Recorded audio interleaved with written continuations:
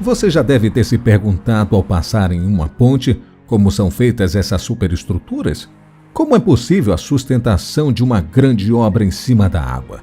Esse tipo de construção deixa todo mundo muito curioso. As construções feitas em cima da água são muito antigas.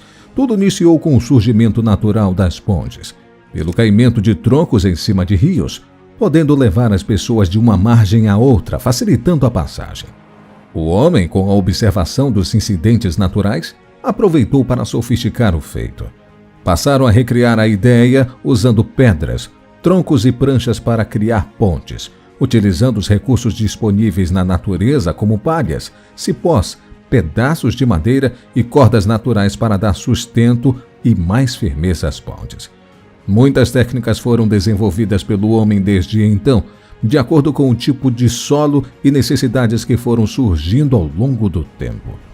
A indústria da construção investe pesado em tecnologia. Conforme as necessidades vão surgindo, novos equipamentos, máquinas e tecnologias são criadas para diversos tipos de construções.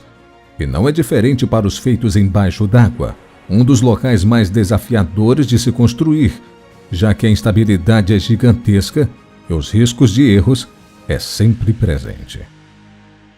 Esse é o Construction Time. Eu sou Luciano Guimarães e neste vídeo você vai entender sobre a extrema construção em cima do oceano. Mas antes de começar este vídeo, não se esqueça de se inscrever no nosso canal se você ainda não é inscrito, deixe seu like e ative o sininho das notificações para sempre acompanhar os próximos vídeos daqui do Construction Time. O avanço da tecnologia e de técnicas construtivas possibilitou a construção de gigantescas obras e atualmente existem 3 principais tipos de alicerces para a construção debaixo d'água. São eles os tubulões, caixotes e ensecadeiras. Os tubulões são muito utilizados nessas construções. Primeiro, as estacas metálicas tubulares ou as camisas metálicas são cravadas no solo. Depois, toda a lama é escavada de dentro dos tubos para fora, junto com um tanto do solo abaixo deles, geralmente chega a perfurar até o solo rochoso. Com esse processo feito, a armação de ferro é posicionada e o tubo é preenchido de concreto. Não é necessário bombear a água para fora, já que ela não é mais densa que o concreto. A água e a lama vão sendo expulsas para cima conforme o concreto é inserido no tubo. Ele deve ser injetado diretamente do fundo do poço, com técnicas específicas para não ser diluído na água ou na lama. A Ponte Central Bequimão, no Maranhão, e a Ponte Rio-Niterói, no Rio de Janeiro, foram feitas com alicerces do tipo tubulões, assim como muitas outras pelo Brasil. Como há perfuração no poço, essa técnica pode ser aplicada em qualquer tipo de solo, até mesmo nos rochosos, além de permitir atingir grandes profundidades e de ser uma das mais eficientes técnicas, sendo muito utilizada atualmente. Outra técnica bastante utilizada são os caixões. Estruturas de aço ou concreto armado que podem ser utilizados em construções mais próximas ao continente ou com profundidade máxima de água de 50 metros. Os caixões podem ser construídos em solo firme, bem próximo ao local de fixação ou através de docas flutuantes. Podem ter o topo e o fundo aberto ou fechado, mas geralmente o topo fica aberto. Depois de pronto, o caixão é transportado até o local da obra. Aqueles com o fundo fechado podem ser colocados em uma barcaça ou ir flutuando por conta própria, sendo apenas rebocados. O volume do caixão é tão grande que ele flutua, apesar do seu considerável peso.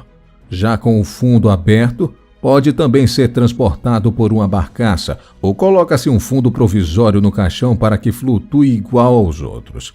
No caso de caixões com fundo fechado, antes de baixá-lo, o leito do rio precisa ser nivelado. Isso é feito utilizando barcaças para largar material rochoso no leito do rio. Com o caixão no lugar, as suas câmaras são inundadas de concreto e ele é afundado até o leito do rio ou do mar, sendo içado pelas embarcações com auxílio de gruas para controlar a descida. Também podem ser utilizadas estruturas metálicas cravadas no leito para guiar o caixão. A descida é a parte mais delicada da operação, pois existe o risco de a estrutura se desestabilizar e tombar, ou de uma correnteza o arrastar e ele acabar na posição errada. Já na posição final, Ele é então preenchido com concreto, areia ou rochas, para aumentar o peso e a estabilidade. Por fim, o pilar da ponte pode ser construído. Caso a parte superior fique submersa ou muito próximo da superfície e deseja-se construir o pilar de ponte em um ambiente seco, pode ser montada uma ensecadeira provisória no topo dele, sendo removida no final. Já os caixões com o fundo aberto possuem uma borda inferior constante, que facilita a sua penetração no solo com o próprio peso. Jatos de água de alta pressão também podem ser instalados na base das paredes laterais, diluindo o solo e facilitando a absorção. Dentro deles há tubos conectados a bombas, que fazem a drenagem da lama do leito, permitindo introduzir ainda mais a estrutura no solo. Nesse caso, com o fundo aberto, tubos de metal podem ser cravados no solo, que é então perfurado, embutidos armações de ferro e largado concreto, formando pilares que serão unidos à base da fundação.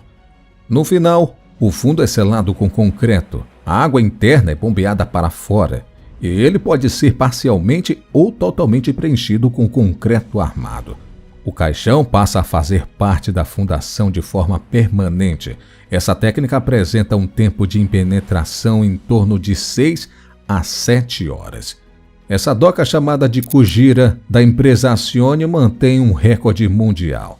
Ela consegue construir um caixão de concreto reforçado gigantesco. Isso tudo feito numa embarcação, o que a torna uma fábrica flutuante, já que são pessoas que fazem a construção. Outra técnica muito utilizada para a construção embaixo d'água são as ensecadeiras, estruturas de contenção que são montadas no local onde será construída a fundação da ponte. Elas podem ser de diversos tipos e depois posicionadas. É feita a drenagem de toda a água interna e draga-se a lama com bombas. Dessa forma, a construção pode ser feita como se estivesse em solo firme, perfurando o solo, inserindo armações de ferro e realizando a concretagem. A única diferença é que a pressão da água nas paredes da ensecadeira pode ficar bem grande conforme a profundidade aumenta, possibilitando que a água se infiltre pelo solo para dentro da ensecadeira. Esse comprimento poderia ser aumentado com a construção de uma parede mais espessa, ou no caso das ensecadeiras, inserindo as suas paredes mais profundamente no solo. Em alguns projetos, a profundidade ideal que elas devem ser incorporadas no solo torna o projeto inviável, e compensa-se isso com o bombeamento constante dessa água que se infiltra na área de trabalho, o que também ajuda caso tenha algum vazamento através das conexões entre as paredes. No final, bombeia-se a água para dentro da estrutura novamente de maneira controlada e remove-se as paredes de contenção, ficando somente a fundação. O projeto de ensecadeira deve ser feito com extrema cautela para evitar pontos fracassados, que possam comprometer toda a estrutura, levando ao colapso e inundando uma área que poderá ter pessoas trabalhando. Mas a maioria de seus trabalhos internos só são realizados quando a água está calma. Nessa situação, é mais fácil identificar possíveis falhas na estrutura, que ocorrem mais lentamente e de maneira previsível. Além disso, algumas bombas de água de emergência geralmente são instaladas no local para aumentar o tempo de evacuação disponível em caso de algum vazamento. Essa técnica também é utilizada em outros projetos na água, como na construção de grandes barragens permanentes e portos. Geralmente são usadas pranchas de metal que são cravadas no solo com martelos, como os pneumáticos, e conectadas entre si, além de ser aplicada um selante ao longo das conexões, fazendo a vedação da água. As paredes também são mantidas internamente com vigas de metal. Ou a profundidade para cavá-las no solo for muito grande, uma alternativa para que a estrutura não se mova é construir diversas células de ensecadeiras de metal. Elas são preenchidas com o material do solo, como terra, areia ou rochas, para que fiquem ancoradas. Esse tipo de estrutura é muito usada quando a área da construção é muito grande. Porém, conforme a profundidade da água aumenta, as ensecadeiras começam a ficar inviáveis e com maior risco à segurança, devendo ser cada vez maiores e mais suportadas para aguentar a pressão. Além disso, geralmente as ensecadeiras são utilizadas em profundidades de água de até 18 metros. Conhecer como são feitas as obras em cima da água é algo verdadeiramente interessante, aumentando a atenção para quando observamos as maiores pontes do mundo, que fazem todos os dias a ligação de cidades e economias girarem. A maior ponte de todo o mundo é localizada em Hong Kong, a Baía de Hangzhou. A construção dela, no entanto, exigiu trabalho árduo e avanços notáveis na área da engenharia. Se existe algum ponto negativo nas megas construções marítimas, essas são definitivamente os milhares de desafios que os engenheiros e profissionais enfrentam diariamente para dar continuidade aos projetos. Para se ter uma ideia, a obra em Hong Kong mobilizou cerca de 600 especialistas e exigiu novas técnicas, materiais e equipamentos devido especialmente ao design inovador do projeto. Isso porque a Baía de Hangzhou está localizada em uma área com condições geológicas complicadas, propensa a tufões e grandes ondas. Tais condições marinhas da baía causaram dificuldades diversas ao projeto. A primeira delas, na ancoragem de barcaças e embarcações de construção. Por esse motivo, parte da atividade precisou ser realizada em terra e, posteriormente, os componentes pré-fabricados foram transportados e instalados no local. Os engenheiros levaram 9 anos para chegar aos resultados funcionais. A ponte foi aberta ao público em maio de 2008, reduziu a distância de transporte terrestre de Ningbo a Xangai em 120 quilômetros, permitindo que uma viagem que duraria 4 horas pudesse ser realizada em 2 horas e meia. O nosso país também conta com gigantescas pontes. A maior de todas, localizada no Rio de Janeiro, a ponte conhecida como Rio-Niterói, tem 13 quilômetros de extensão. As fundações dos trechos sobre o mar foram executados com ilhas flutuantes, com usinas de concreto integradas que fizeram a perfuração dos alicerces, utilizando o sistema de tubulões para fazer a contenção da água externa utilizando uma concretagem de baixo para cima, de forma que o concreto, por conta da sua alta densidade, pudesse expulsar a água e não prejudicasse a resistência final da estaca.